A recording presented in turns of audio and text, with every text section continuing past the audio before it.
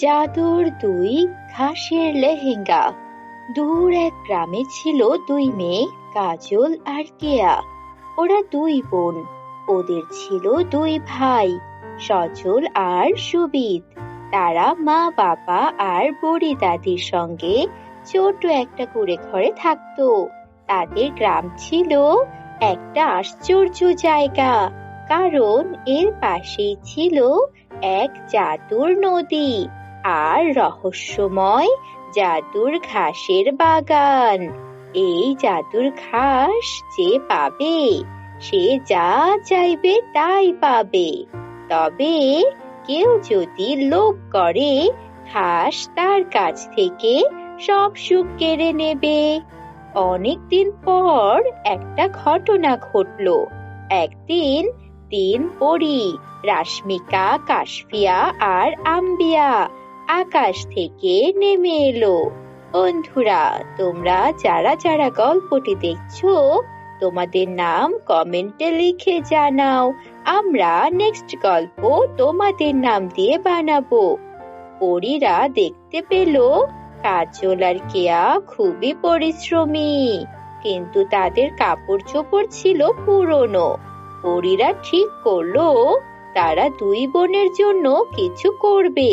পরীরা নদীর কাছে গিয়ে জাদুর ঘাস নিল। সেই ঘাস থেকে তারা বানিয়ে ফেললো দুটি অসাধারণ লেহেঙ্গা, জাদুর ঘাসের লেহেঙ্গা। আমরা দুই বোনের জন্য এমন অসাধারণ দুইটা লেহেঙ্গা বানিয়েছি। এই লেহেঙ্গা ওদের সব দুঃখ দূর করে দেবে। এত পরিশ্রম করে মেয়ে দুটো, অথচ ওদের জীবনে কোনো সুখ নেই।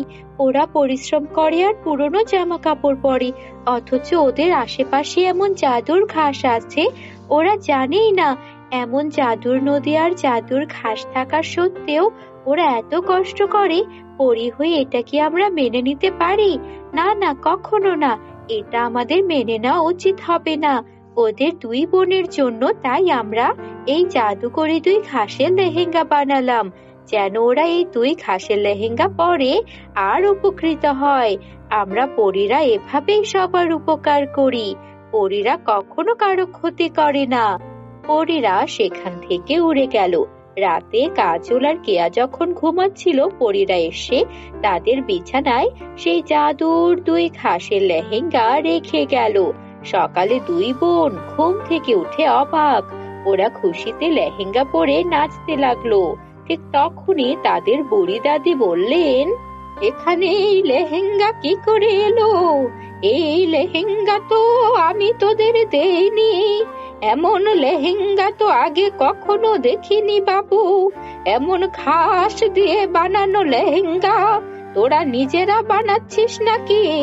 ওই যে আমাদের বাড়ির সামনের নদীটার ধারেই তো এই ঘাসগুলো দেখেছিলাম।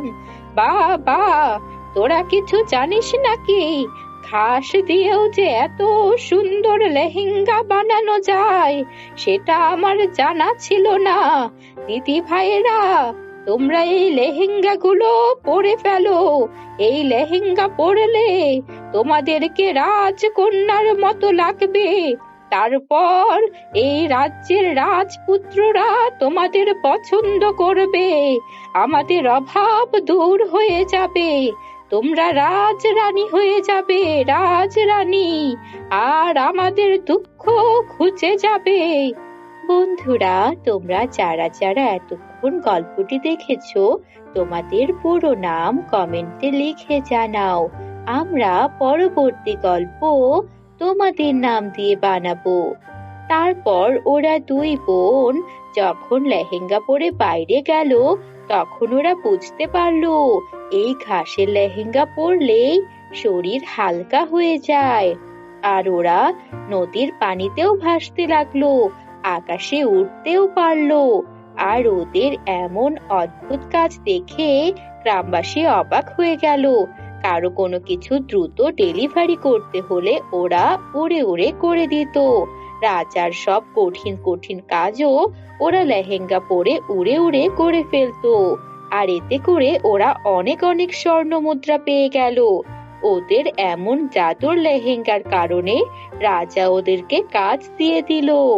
ওদের অভাব দূর হয়ে গেল। এখন আর ওদের কঠিন পরিশ্রম করতে হয় না।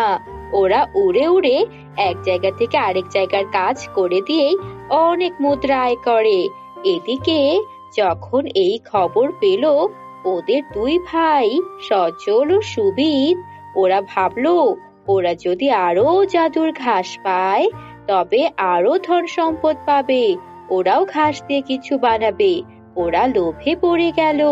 সজল ও সুবিদ রাতের অন্ধকারে জাদুর নদীর পাশে গিয়ে ঘাস তুলতে লাগলো। তখনই নদীর পানি গর্জন করে উঠল, আর প্রবল বাতাস এসে ওদের হাত থেকে ঘাস সহ ওদেরকেও উড়িয়ে নিল।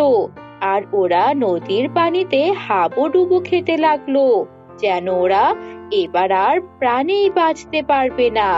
তখনই তিন পরী আকাশ থেকে নেমে আসলো আর বলল, তোমরা লোভ করেছো জাদুর ঘাস শুধু তাদের জন্য যাদের মনে কোনো লোভ নেই। তোমরা লোভে পড়ে জাদুর ঘাস চুরি করতে এসেছিলে, তাই তোমরা এমন শাস্তি পাচ্ছ। তোমাদেরকে এখন এখানে হাবুডুবু খেয়ে মরতে হবে। লোভের শাস্তি কেবল মৃত্যু। তখন ওরা দুই বোন এসে পরীদের কাছে কান্নাকাটি করতে লাগলো আর আকুতি মিনতি করে দুই ভাইয়ের জন্য ওদের কাছে ক্ষমা ভিক্ষা করলো। পরীরা ক্ষমা করে দিল আর ওদেরকে বলল ওরা যেন আর কখনো লোভ না করে। এরপর ওরা বুঝতে পেরে গিয়েছিল সুখ কখনো লোভ থেকে আসে না, আসে ভালো কাজ থেকে। ওরা পরীদের থেকে ক্ষমা চেয়ে পরীদের আশীর্বাদ নিয়ে নিল।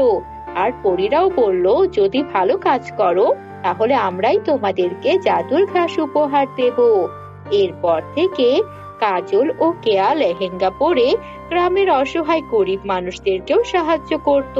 কাউকে ওষুধ এনে দিতে হলে কিংবা বাজার করে দিতে হলেও ওরা ওদের জাদুর লেহেঙ্গা ব্যবহার করত। আর রাজার থেকে পাওয়া স্বর্ণমুদ্রা শুধু ওরা নিজেদের জন্য না, গ্রামের গরিব দুঃখী অসহায় মানুষদেরকে সাহায্য করার জন্য ব্যবহার করত। এভাবেই সেই তিন পরীর দেওয়া জাদুর দুই ঘাসের লেহেঙ্গা বিখ্যাত হয়ে উঠল। আর সবাই বুঝলো যারাই কঠোর পরিশ্রম করবে, ভালো কাজ করবে, পরীরা এসে তাদেরকেই জাদুর ঘাসের লেহেঙ্গা উপহার দেবে। ওরা অনেক খুশি ছিল। পুরো গ্রামের সবাই এরপর থেকে কঠোর পরিশ্রম করতে লাগলো, কারণ পরিশ্রম করলেই সৌভাগ্য আসে। বন্ধুরা, গল্পটি ভালো লাগলে একটা লাইক করে দিও। আমাদের চ্যানেলে তোমরা নতুন হয়ে থাকলে চ্যানেলটিকে সাবস্ক্রাইব করতে ভুলো না যেন। Bye bye.